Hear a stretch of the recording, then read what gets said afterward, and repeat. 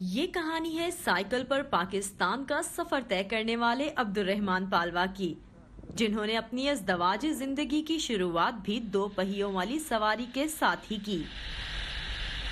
21 نومبر 2018 کو اپنی شادی کی تقریب میں جس موٹر سائیکل کو پھولوں سے سجایا، 7 دنوں بعد اسی پر ہنی مون کے لیے اہلیہ کے ساتھ نکلے اور لاہور سے خیبر پختونخوا اور پھر کراچی تک کے سفر کا آغاز کیا۔ 20 دنوں میں 4,500 کلومیٹر کا ڈسٹینس ہم نے طے کیا اور تھرو آؤٹ ہم نے بائک پہ یہ ٹریول کیا۔ میکسیمم ہم نے ایک دن میں 400 کلومیٹر کیا۔ عموماً کیونکہ سردیاں بھی تھیں تو ہم کوشش کرتے تھے 7 یا 8 بجے تک سٹارٹ کریں اور مغرب تک ہم یہ ختم کر لیتے تھے۔ اس سفر میں ان کا ساتھی تھا شیر دریا، جو بھارت میں ہمالیہ کی گود سے زندگی کا آغاز کرتا ہے اور پاکستان کے 3 صوبوں کو سیراب کرتا ہوا بحیرہ عرب میں داخل ہو جاتا ہے۔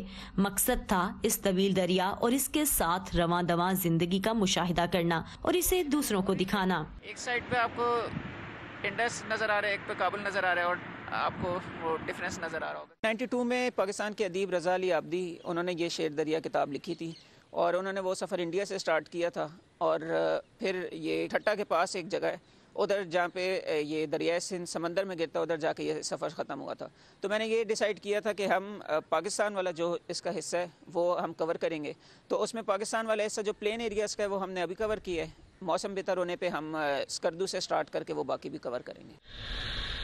اپنے تجربے کو دوسروں تک پہنچانے کے لیے فیس بک پر عبد الرحمان نے پالوا ڈاؤن دی روڈ کے نام سے ایک پیج بنایا ہے۔ عبد الرحمان کے اس فین پیج پر نہ صرف ان کے سفر کی خوبصورت تصاویر بلکہ دریا کے کنارے بسنے والے لوگوں کی دلچسپ کہانیاں بھی موجود ہیں۔